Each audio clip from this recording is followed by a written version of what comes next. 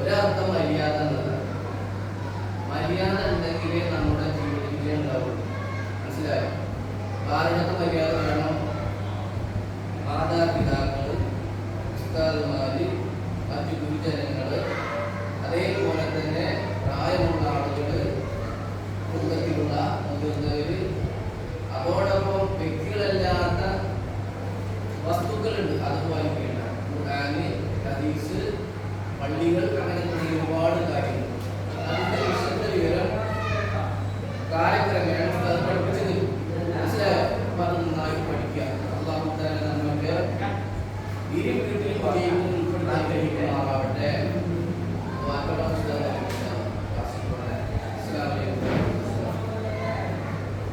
എല്ലാവരും നിയ്യത്ത് ചെയ്യാം. നമ്മൾ പഠിക്കുന്നത് സ്വർഗത്തിലാണ്. പഠിക്കുന്നത് അവിടെ സ്വർഗത്തിലാണ്. മജ്‌ലിസ് കഴിഞ്ഞ് റിയാദുൽ ജന്ന, സ്വർഗത്തിന്റെ പൂന്തോപ്പാണ് വിജ്ഞാനത്തിന്റെ. അപ്പോൾ നമ്മുടെ മദ്രസയിലെ എന്നും വിജ്ഞാനം പഠിപ്പിക്കുന്ന, അടിത്തറ പഠിപ്പിക്കുന്ന സ്ഥലമാണ് മദ്രസ. അതിലെ 1ാം ക്ലാസ് ആകുമ്പോൾ ഏറ്റവും ശ്രേഷ്ഠത. അപ്പൊ നമ്മുടെ മദ്രസയിലെ ഏറ്റവും പൂങ്കാവനമായ സ്ഥലമാണ് മദ്രസയിലെ റൗദ ശരീഫ് എന്ന്.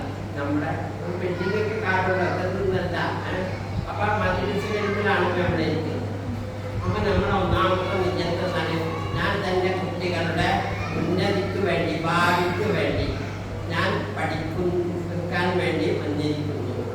നമ്മൾ പഠിക്കുന്നത്, അപ്പോൾ നമ്മൾ പഠിക്കാൻ വേണ്ടിയാണ് വന്നിരിക്കുന്നത്. അത് വിജ്ഞാനം പഠിക്കാൻ വേണ്ടി വന്നിരിക്കുന്നു എന്ന അറിഞ്ഞത്തോടു കൂടി ഇരിക്കുമ്പോൾ നമുക്ക് ഇപ്പൊ ഇരിക്കുന്ന രക്ഷിതാക്കൾക്കും ഈ കുട്ടികൾക്കും ആകാശഭൂമിയിലുള്ള എല്ലാ വസ്തുക്കളും നമുക്ക് വേണ്ടതാണ്. മലക്കുകളും അതുമാതിരി തന്നെ ഭൂമിയുടെ അടിയിലോട്ട് സഞ്ചരിക്കുന്ന ഉറുമ്പുകൾ പോലും നമുക്ക് വേണ്ടതാണ്. നമ്മളെ ഇരിക്കുന്നവർക്ക് വേണ്ടി ഏറ്റവും വലിയ മഹത്താണ് നമുക്ക് ഉപയോഗിക്കുന്നത്. നമ്മുടെ കുട്ടികൾക്ക്. പിന്നെ നമ്മുടെ കുട്ടികളിൽ നിന്ന് ആരെങ്കിലും മാതാപിതാക്കൾ മരണപ്പെട്ടു പോയിട്ടുണ്ട്, അതൊക്കെ നിങ്ങൾക്ക് പറഞ്ഞു തരണം. ആ കുട്ടികളുടെ പിതാവ്, മാതാവ്, അല്ലെങ്കിൽ വല്യപ്പ, വല്യമ്മ ഇതേ സ്പോട്ടിൽ സ്വർഗീയ അവകാശമായി. കാരണം ആ കുട്ടിപ്പോൾ ചെയ്തില്ല, അവരുടെ നിന്ന് വിസ്മി പഠിച്ചു. ആ വിസ്മി പഠിക്കുന്നതോട് കൂടി, ചെല്ലുന്നതോട് കൂടി അവർ സ്വർഗീയ അവകാശമായി. അപ്പോൾ നമ്മൾ വഴി നമ്മുടെ മക്കളും നമ്മുടെ മുതിർന്നവരൊക്കെ സ്വർഗത്തിൻ്റെ അവകാശങ്ങളായി. അപ്പോൾ ഒന്നാമത്തെ കാര്യം നമ്മൾ നിയ്യത്ത്. രണ്ടാമത്തത് ഇവിടെയുള്ള അധിക രക്ഷിതാക്കളും ഉസ്താദുമായി ബന്ധമുള്ളവരാണ്. കാരണം ഒന്നുകിലും മുതിർന്ന കുട്ടികളിവിടെ വന്ന് പോയിട്ടുണ്ടാകും.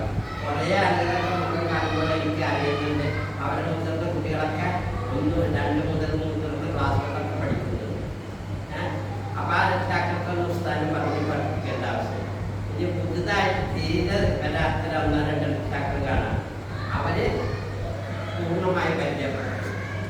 പിന്നെ കുട്ടികളുടെ ശാരീരിക മാനസിക അവസ്ഥകളൊക്കെ ഉസ്താദുമായി ബന്ധപ്പെടണം. സ്കൂളിലെ ടീച്ചേഴ്സിനായിട്ട് പറഞ്ഞു കൊടുക്കണം. കാരണം കുട്ടികളുടെ സാമ്പത്തികം, അതുമാതിരി തന്നെ കുട്ടികളുടെ ആരോഗ്യം, കുട്ടികളുടെ രോഗം, അതുപോലെ തന്നെ കുട്ടികളുടെ എന്തെല്ലാം അവസ്ഥകളുണ്ട്. ചിലപ്പോൾ എത്തിമാരൊക്കെയായി കുട്ടിയുടെ മറ്റുള്ള കുട്ടികളെ ഉപയോഗിച്ചിട്ട് കെട്ടിപ്പിടിക്കാനും നല്ലൊരു ചെയ്യാനൊന്നും നമുക്ക് ഒരു രക്ഷിതാവും ഭാഗം.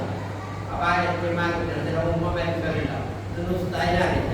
അല്ലെങ്കിൽ ഉമ്മ ചിലപ്പോൾ ഉണ്ടാവില്ല, വലിയപ്പൊക്കെ നോക്കിയിട്ടുണ്ടാവും. അങ്ങനെയുള്ള ആൾക്കാർ അതൊക്കെ കുട്ടികളുടെ മാനസിക ഉസ്താദുമായി പങ്കുവെക്കണം. പിന്നെ നമുക്ക് 2-3 ബുക്ക് പഠിക്കാനുണ്ട്. ഈ 3 ബുക്കുകളും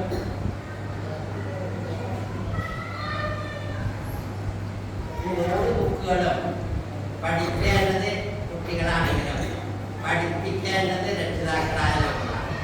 എന്തായാലും രക്ഷിതാവിനെ, അതായത് ഒരു കുട്ടി ഒരു ഗുരുനാഥന്റെ മുന്നിലേക്ക് വരുമ്പോൾ ആ ഗുരുനാഥനായിരിക്കും പിന്നീട് ആ കുട്ടിയുടെ ഉമ്മയും ഉപ്പയും ബാക്കിയെല്ലാം. അങ്ങനെ ആയി തീർന്നാലേ ആ ഗുരുനാഥനും കൂടിയിട്ട് ബന്ധപ്പെടും. ആ സമയത്തെ ഗുരുനാഥൻ വീട്ടിലേക്ക് വരുമ്പോൾ പിന്നെ ആ മാതാവായിരിക്കണം, പിതാവായിരിക്കണം, കുട്ടിയുടെ പിതാവും ഉമ്മയും ടീച്ചറും ഒക്കെ അവരായിരിക്കും. എന്നാൽ മാത്രമേ കുട്ടി ഉന്നതിലേക്ക് എത്തുള്ളൂ. അപ്പൊ നമ്മുടെ കുട്ടികൾ നമ്മുടെ കയ്യിൽ വരുന്ന ഏറ്റവും വലിയൊരു ഐശ്വര്യമാണ്. അവരുടെ കഴിവുകളും കാര്യങ്ങളൊക്കെ നമ്മൾ പരിഗണിക്കുകയാണെങ്കിൽ എന്ത് ചെയ്യാം, നമ്മുടെ കുട്ടികളെ ഉന്നതിയിലേക്ക് എത്തിക്കാൻ വലിയ പ്രയാസം. അപ്പൊ എന്ത് ചെയ്യാം, നമ്മുടെ കുട്ടികൾക്ക് ഏറ്റവും വലിയ വിഷമം എന്താണെന്ന് വെച്ചാൽ നമ്മുടെ കുട്ടികൾക്ക് ചെറിയ ചെറിയ ചെറിയ പറഞ്ഞാൽ ചെറിയ ചെറിയ പ്രശ്നങ്ങളുണ്ടാകും. നമ്മൾ അതന്നെ മുതിൽ വെപ്പിച്ചിട്ട് പിന്നെ നമുക്ക് തന്നെ അതപ്പ് പറഞ്ഞ് നമ്മുടെ ശരീരത്തിൽ തന്നെ ആദ്യം കയറിയിട്ടാണ്. ഈ അതപ്പ് നമ്മുടെ സമാജാതനെ കണ്ടിട്ടില്ലെങ്കിൽ പിന്നെ കുട്ടികളെ കാര്യം പഠിക്കും ചെയ്യും. അത് വിശദമായിട്ട് പറഞ്ഞു. അപ്പൊ നമ്മൾ തന്നെയാണ്, നമ്മളെ കണ്ടാണ്, അല്ലെങ്കിൽ ഗുരുനാഥനെ കണ്ടാണ്, അല്ലെങ്കിൽ ടീച്ചേഴ്സിനെ കണ്ടാണ് കുട്ടികൾ പഠിക്കുന്നത്. അപ്പൊ നമ്മളൊരു മാതൃകയായി തീർന്നാൽ തീർച്ചയായും ഇതിനെ പഠിപ്പിക്കേണ്ട റോള് പൂർണ്ണമായിട്ട് മാതാവിൻ്റെ കയ്യിലാണ്. പിതാക്കന്മാർ വന്നാൽ മാതാവന്മാർ പഠിപ്പിക്കുന്നത് കഴിയില്ല. കാരണം കുട്ടികളെ അധിക സമയം പഠിപ്പിക്കാൻ വേണ്ടി ഉമ്മയുടെ പഠിത്തത്തിലാണ്. ഉമ്മയുടെ പഠിത്തത്തിലാണ് ആദ്യത്തെ സ്വർഗം തന്നെ, ആദ്യത്തെ വിദ്യാഭ്യാസ കേന്ദ്രം തന്നെ, ആദ്യത്തെ ടീച്ചറും മാർക്കും നേഴ്സും ഡോക്ടറും ഒക്കെ ഉമ്മയാണ്. ഏതെല്ലാം റോളുണ്ട് ആ റോളൊക്കെ ഉമ്മയാണ്. അപ്പൊ ഉമ്മാരുടെ ആദ്യം ചെയ്യുന്നത്, ഉമ്മയൊക്കെ ചെയ്യുന്നത് ആദ്യം എന്താണ്, തൻ്റെ കുട്ടികളെ കൃത്യസമയത്ത് എണീപ്പിക്കുക, കൃത്യസമയം പാലിക്കുക. എന്നും 5 മണിക്ക് വിളിക്കുന്ന കുട്ടിനെ എന്നും 5 മണിക്ക് ആ കുറച്ച് നേരം കഴിഞ്ഞിട്ട് സ്കൂളിൽ തന്നെ മദ്രസയുണ്ടെന്ന് വിചാരിക്കുക. ആ 5 മണിക്ക് തന്നെ കുട്ടിയെ കൃത്യ ടൈമിൽ എണീക്കും. ആ കൃത്യ ടൈമിൽ എണീപ്പിച്ച കുട്ടിയുടെ പ്രാഥമിക കാര്യങ്ങളൊക്കെ കഴിഞ്ഞു നമ്മളോടുകൂടി നിസ്കരിക്കാനും നമ്മളോടുകൂടി പിന്നെ ആ കുട്ടികൾക്ക് ഭക്ഷണം കൊടുത്തിരിക്കണം. ഭക്ഷണം മദ്രസയിലേക്ക് വരുമ്പോഴേക്ക് നമ്മൾ ഭക്ഷണം കൊടുത്തിരിക്കണം. ആ ഭക്ഷണം എന്താണെന്ന് വെച്ചാൽ കുട്ടികൾക്ക് ഒരു മീഡിയം സൈസ് കുട്ടികളുടെ വയറൊന്നാകൻ നടക്കേണ്ടതാണ്. അത് എന്തെങ്കിലും നല്ല സാധനങ്ങൾ എന്തെങ്കിലും ഒരു ബിസ്ക്കറ്റ് മിച്ചറൊക്കെ കൊടുത്തിട്ട് കണ്ണായിട്ട് രണ്ടാക്കുന്നുണ്ടാവും. അതൊന്നും കുട്ടികൾക്ക് കുറച്ച് ഗ്യാസ് കയറി കുട്ടികൾക്ക് ആകെ ഉറക്കം തോന്നും. അതല്ലാത്ത രൂപത്തിൽ നമ്മൾ കൈകൊണ്ടുണ്ടാക്കുന്ന ഭക്ഷണ പദാർത്ഥങ്ങൾ എന്തെങ്കിലുമൊക്കെ വേണ്ടിക്കുന്ന ഭക്ഷണ പദാർത്ഥങ്ങൾ കൊടുക്കണം. രണ്ടാമത്തത് കുട്ടികൾക്ക് നമുക്ക് എന്തൊക്കെയാണ് പഠിക്കാനുള്ളത് കുട്ടികളോട് വേണ്ടി നമ്മൾ കുട്ടിയായിട്ട് വിദ്യാർത്ഥി ഇന്ന് എന്താ പുസ്തകം പഠിക്കാൻ പറഞ്ഞു, ഇന്ന് എന്താ ടീച്ചർ പഠിക്കാൻ പറഞ്ഞു, ഇന്ന് എന്താ മാഷ് പഠിക്കാൻ പറഞ്ഞു, അത് അവരെ കൊണ്ട് ആദ്യം ചോദിച്ചാൽ നമ്മൾ പഠിക്കാൻ പറ്റും. എന്നിട്ട് ആ കുട്ടിയെ ആ പറഞ്ഞാൽ ശ്രദ്ധയോടുകൂടിയാണ്. ഇതൊരു സമയത്ത് ഇവിടെ വാക്കുകൾ അടുക്കളയിൽ പണിയുണ്ടാവും, മറ്റുണ്ടാവും ഇതൊക്കെ പറഞ്ഞിട്ട് നമ്മൾ കുറച്ച് നേരം ആ സ്വസ്ഥത ആയതിനു ശേഷം അവർ പഠിക്കുന്നത് നമ്മൾ ശ്രദ്ധിച്ചിട്ട് അവരോട് പഠിക്കാൻ പറഞ്ഞു. അവർ വന്നിട്ട് പുസ്തകത്തിൽ രാമന് മാങ്ങ പൊട്ടിക്കാൻ പറഞ്ഞത്, മാങ്ങ പൊട്ടിച്ച് കൊണ്ടുവരാൻ പറഞ്ഞത് കുട്ടികളെ രക്ഷാക്കളോട് എന്ന് പറയുന്നത്. രാമന് മാങ്ങ പൊട്ടിച്ചത് അതെന്താ പുസ്തകം പറഞ്ഞതെന്ന് ചോദിച്ചത് കുട്ടികളെ സംസാരിക്കാൻ വേണ്ടിയിട്ടാണ് ആ കുട്ടിയെ പോയിട്ട് അവർ പറയുന്നത്. അത് നമ്മൾ മാങ്ങ പൊട്ടിക്കലാണ്. ആ മാങ്ങ ഉണ്ടാകുവാൻ നമുക്കറിയാം. പറഞ്ഞതിൻ്റെ വിപരീതം പറഞ്ഞാൽ ബാഗിൽ രാവിലെ പറഞ്ഞു, ബാഗിൽ രാവിലേക്ക് എന്താ പുസ്തകം പറഞ്ഞിട്ട് എന്താ പുസ്തകം പറഞ്ഞതെന്ന് പറഞ്ഞു. ബാഗിലല്ല താരവട്ടിലാന്നുള്ളത് അവർക്കറിയാം. പക്ഷെ ബാഗിൽ താരവട്ടിൽ എങ്ങനെയാണ് പഠിപ്പിക്കും. ബാഗിൽ തന്നെ താരവട്ടി നമ്മൾ ചായ എന്ന് പറഞ്ഞ ചായ പറഞ്ഞ പൊടിയാണ്. ആ ചായയുടെ പൊടിയാണ്. ആ പൊടിയാണ് ബാഗിൽ ചാക്കിയിട്ട് അത് കുട്ടികൾക്ക് പറഞ്ഞ് മനസ്സിലാക്കും. ചായ ബാഗിൽ പക്ഷെ കൊടുത്തേക്കാണ് എല്ലാ കുട്ടികൾ സംസാരിക്കാൻ വേണ്ടിയാണ്. കുട്ടികളെ എന്തൊക്കെ സംസാരിക്കും അതൊക്കെ ചിലപ്പോൾ ഒരു എന്തിനാണ് അഡിക്റ്റ് ചെയ്തത് നമ്മൾ അപ്പോൾ ആ സ്വഭാവം നമ്മളിൽ ഉണ്ടാവരുത്. അങ്ങനെ കുട്ടികളോട് സംസാരിക്കും. രണ്ടാമത് എന്ത് ചെയ്യാം, നമ്മൾ പാഠഭാഗങ്ങളിലേക്ക് കടക്കുമ്പോൾ മുമ്പത്തെ മാറ്റിയല്ല ഇൻഷാ അല്ലാഹ് നമ്മുടെ മദ്രസയിലും നമ്മുടെ ജീവിതത്തിലൊക്കെ മാറുന്നത്. പഴയ കാലത്തൊക്കെ കഴിഞ്ഞ 2 വർഷം മുന്നേ വരെയൊക്കെ ഞാൻ മൊബൈൽ തുറന്നതിൻ്റെ എതിരായിരുന്നു. എൻ്റെ വീട്ടിൽ എൻ്റെ മക്കളൊക്കെ +2 പാസ്സാവുന്നവരെ ഞാൻ +2 പാസ്സാവുന്നവരെ ഞാൻ എന്ത് ചെയ്തിട്ടില്ല, വീട്ടിൽ ടി വി വെച്ചിട്ടില്ല. 3 കുട്ടികൾ +2 പാസ്സായതിനു ശേഷം മൂത്ത മോനെ ജോലി ചെയ്ത് അവൻ്റെ വകയായിട്ടാണ് ആദ്യം വീട്ടിൽ ടി വി വെച്ചത്. അതുപോലെ ഞാൻ ടി വി വെച്ചിട്ടില്ല.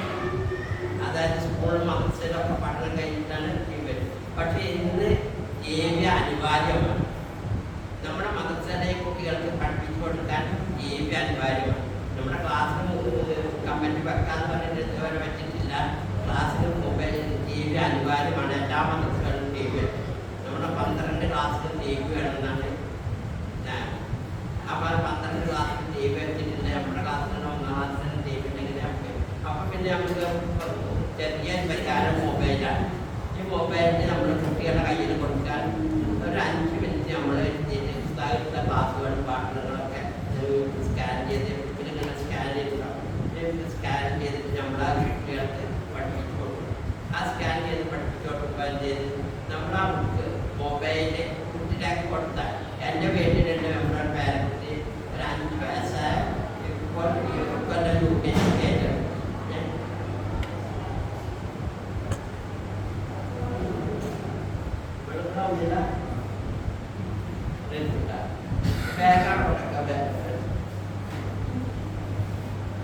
അപ്പൊ എന്ത് ചെയ്യണം, കുട്ടികൾക്ക് മൊബൈലാണ് കൊടുത്താൽ കുട്ടികളെ നമ്മളെക്കാൾ വലിയ ടെക്നിക്ക്, നമ്മളെക്കാൾ വലിയ നൈപുണ്യാണ് അവർക്ക്, നമ്മളെക്കാൾ വലിയ നോളജാണ് അവർക്ക്.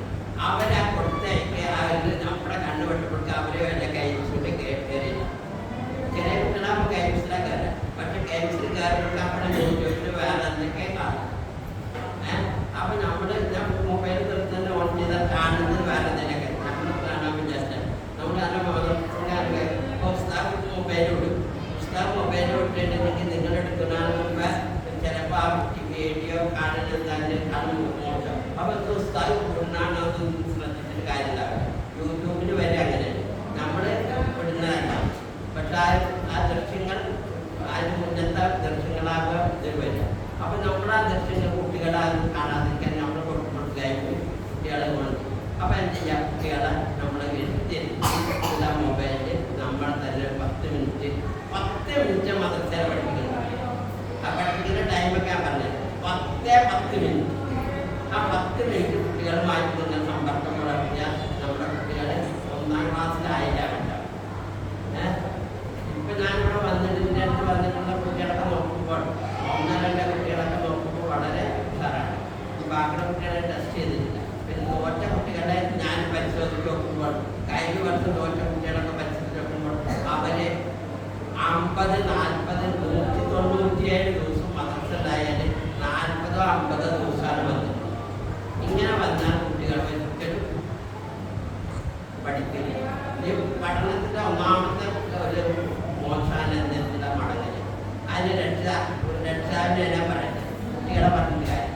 നേരം പഴുകുന്നതിനും അതുപോലെ തന്നെ ഇല്ലാത്തതിനും മുടങ്ങുന്നതിനൊക്കെ രക്ഷിതാവിനെയാണ് പരാതി പറയുന്നത്. എൻ്റെ അടുത്ത് നിന്ന് അങ്ങനെയാണ് രക്ഷിതാവിനോടാണ് കിട്ടുന്നത്. രക്ഷിതാവ് നന്നായാൽ കുട്ടികൾ മുടങ്ങില്ല. ഒരു ദിവസം പോലും മുടങ്ങാത്ത കുട്ടി ആ കുട്ടിയുടെ സഹോദരൻ കൊല്ലം കൊണ്ടാക്കി 3 കൊല്ലം എൻ്റെ അടുത്ത് പഠിച്ചപ്പോൾ 3-ാം ക്ലാസ്സിൽ എത്തിയ കുട്ടി ഒരു കൊല്ലം പഠിച്ചു തുടങ്ങി. ഒരു കുട്ടി 5-ാം ക്ലാസ്സിലെത്തി, ഇപ്പോൾ 6-ാം ക്ലാസ്സിലെത്തി. ഈ 6 കൊല്ലത്തിനിടയിൽ ഒരു ദിവസം പോലും പഠിക്കും. അതുമാതിരി തന്നെ നമ്മുടെ ഇവിടെ വടക്കേക്കാട് ഒരു സ്കൂളിലെ ടീച്ചറാണ് നൽകിയത്. ഇപ്പൊ നമ്മൾ വിചാരിക്കും ആന്ന് നേരത്തോട്ട് കുട്ടിക്ക് കിട്ടില്ല, ആ നേരത്തോട്ട് കുട്ടിക്ക് കിട്ടില്ല. ഇവിടെ ആന്ന് പഠിപ്പിക്കാൻ 22 പീരീഡാണ് ഒരു അധ്യാപകന് നൽകിയത്. ആ 22 പീരീഡിലുള്ള പുസ്തകം 5 പഠിപ്പിക്കാൻ പറ്റും. ആന്ന് പഠിപ്പിക്കാൻ അതിൽ ഒന്നാമത്തെ കാണും. 1-ാം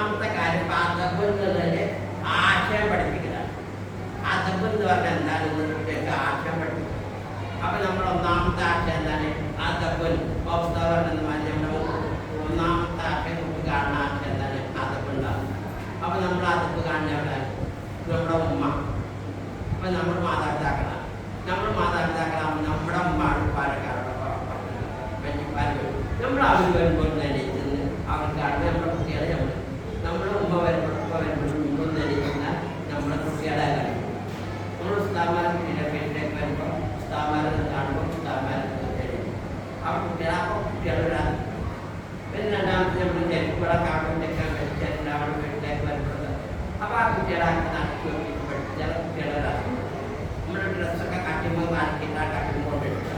അധികം പേടിയാണെങ്കിൽ കാണിക്കിട്ടാണോ അതാദ്യം തന്നെ മടക്കി വെപ്പിച്ച് അവിടെയും കൂട്ടിയിട്ട് മടക്കി വെപ്പിച്ചാൽ ആ കുട്ടികളെ അതേ രൂപത്തിൽ തന്നെ നമ്മൾ കാണുന്ന എല്ലാ അവസ്ഥകളും കുട്ടികൾ പഠിക്കുന്നതായിട്ടുള്ള എല്ലാ കാര്യങ്ങളും അതിൽ പെടാത്തൊരു കാര്യം ലോകത്തിലില്ല. അതുകൊണ്ട് എല്ലാ അതുകൊണ്ട് നമ്മൾ ജീവിക്കുക. അപ്പൊ ഒന്ന് ആശയം പഠിപ്പിക്കുക. അതൊക്കെ തന്നെ ആശയം എന്താന്ന് പഠിപ്പിക്കണം.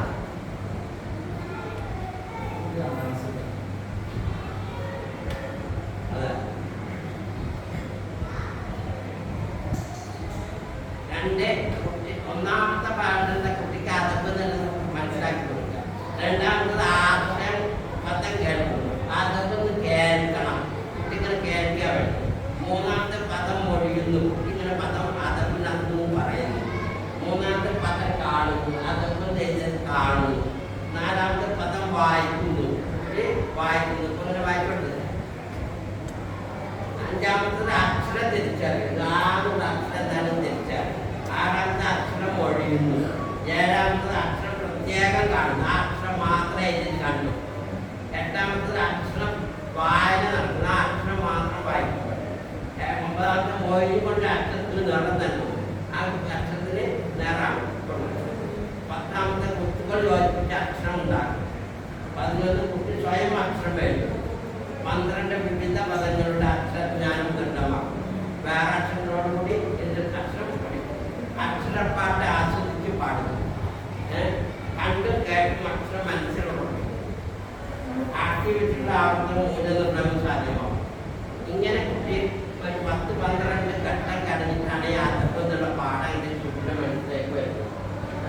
അതുകൊണ്ട് യാത്രപ്പം എന്നുള്ള പാഠങ്ങളെ ബുക്കിൽ കാണാൻ മുന്നേ എന്ത് ചെയ്യുക, നമ്മുടെ ബുക്കിൽ ഈ കുട്ടികളോട് ബുക്കിലൊരിക്കലായിരിക്കും ബുക്കിൻ്റെ സ്ലൈറ്റിലോ അല്ലെങ്കിൽ നോട്ട് ബുക്കിലാണ് എഴുതുന്നത്. സ്ലൈറ്റിലത് ഇതൊക്കെയാണ് കുട്ടികളെ ആദ്യം കുറേ ചിത്രം വരക്കുന്നു. പിന്നെ എന്ത് ചെയ്യുക, കുട്ടികളെ എന്ത് ചെയ്യുക, ഇങ്ങനെ പൂക്കളും ചിത്രങ്ങളൊക്കെ വരച്ചിട്ട് കഴിഞ്ഞിട്ട് കുട്ടികളുടെ കൈ, അതായത് ഈ 2 വരല് ഇപ്പം മനസ്സിലൊക്കെ എന്ത് ചെയ്യുക, ആദ്യം അരിഫ് പഠിപ്പിക്കുന്നത് ആകാശത്ത് നിന്ന് ഭൂമിയിലേക്ക്, മുകളിൽ നിന്ന് അടിയിലേക്ക്, അരിഫ്. അപ്പോൾ ഈ കുട്ടിയുടെ 2 വരല്, പിന്നെ ഈ കുട്ടികളുടെ കളറും ആകാശം, അവരെ കത്തിക്ക് ആകാശത്തിന് കളറും. അപ്പോൾ ഈ കുട്ടിയുടെ വരലുകളുടെ കൈറ്റ്. മൂന്നാമത്തെ ഈ കുട്ടി വൃത്തം വരക്കും, റൗണ്ടായി. ഇങ്ങനെ കുട്ടിയുടെ കൈയൊക്കെ ചലിച്ചു. അതിനുശേഷം കുട്ടി കുറേ ചിത്രങ്ങൾ വരച്ചു. ഇത് കഴിഞ്ഞതിന് ശേഷം അതപ്പിലേക്ക് കടക്കും. ഈ അതപ്പിലേക്ക് കടന്ന കുട്ടി ഞാൻ പറഞ്ഞ 12 ഘട്ടങ്ങൾ കഴിഞ്ഞു. ഈ 12 ഘട്ടങ്ങൾ കഴിഞ്ഞിട്ടാണ് പിന്നെ കുറിച്ച് കണ്ട് വരക്കാൻ പറ്റുന്നത്. ഇത് ബുക്കിലേക്ക് നമ്മൾ എഴുതുമ്പോൾ പുസ്തകം പറയും. എന്നിട്ട് ആ ബുക്കിൽ വരക്കുമ്പോൾ പ്രത്യേകം എന്ത് ചെയ്യാം, വൃത്തിയായിരിക്കും. ബുക്ക് ആയിരിക്കേണ്ടത് വീട്ടിൽ തന്നെ. അതാണ് ഉസ്താദ് മദ്രസയിലായിരിക്കാം. ബുക്കൊക്കെ പുറത്തേക്കാൻ പറഞ്ഞ മദ്രസയിൽ ഉസ്താദ് പോയി ആ എഴുതിയത് ഉമ്മയും ഉപ്പയും കുട്ടി എഴുതിയിട്ടുണ്ടോ, മാർക്കിട്ടുണ്ടോ.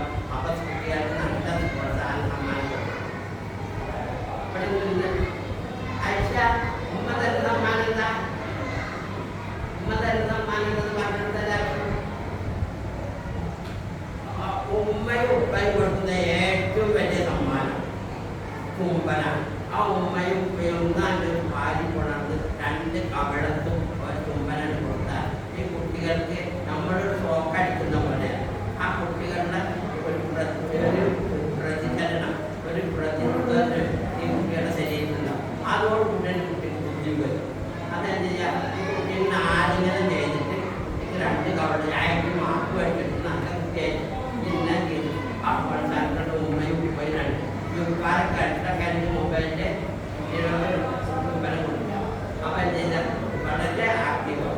പിന്നെ ഉസ്താദ് കൊടുക്കുന്ന ഏറ്റവും വലിയ സമ്മാനം എന്താണ്? ഉസ്താദ്മാരോട് കൊടുക്കുന്ന ഏറ്റവും വലിയ സമ്മാനമാണ് സലാം പറയുക. ഉസ്താദ് വരുമ്പോഴും ഉസ്താദിൻ്റെ ക്ലാസ്സിലേക്ക് വരും അസ്സലാം, അത് നമ്മൾ പറഞ്ഞോളൂ ഉസ്താദിൻ്റെ അസ്സലാം വലൈക്കും. ആ ഉസ്താദിൻ്റെ കയ്യിൽ പിടിച്ചാൽ സലാം പറയുമ്പോൾ തന്നെ കുട്ടികൾക്ക് ഉസ്താദിനോട് പലരും പേരും മാറൊക്കെ മാറി ഇയാൾ വളരെ ആക്റ്റീവാണ്.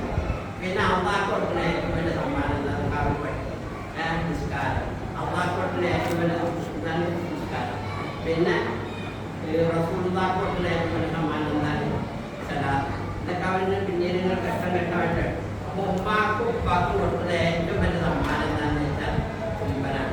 ആ കഴിഞ്ഞിട്ട് അവിടെ നിന്ന് എന്ത് മേടിച്ചുകൊണ്ടാണ് ആ മേടിച്ചുകൊണ്ടെന്നാന്ന് വെച്ചാൽ. പക്ഷേ ഈ ചുംബന സമ്മാനം കൊടുത്ത കുട്ടി ഒരു 10-15 വയസ്സായി.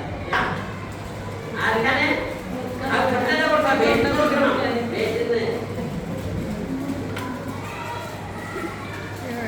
പിന്നെ മദ്രസയിലേക്ക് വരാൻ കൂട്ടാക്കാത്ത കുട്ടികളെ പറഞ്ഞേക്കാൻ, സ്കൂൾക്ക് വരാൻ പോകാൻ മടിയുള്ള കുട്ടികളെ പറഞ്ഞേക്കാൻ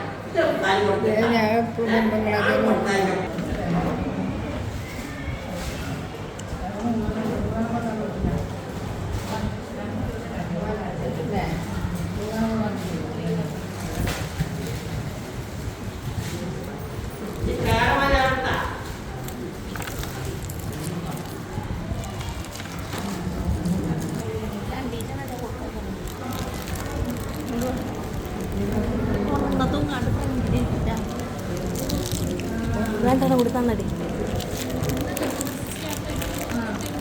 ഓക്കെ.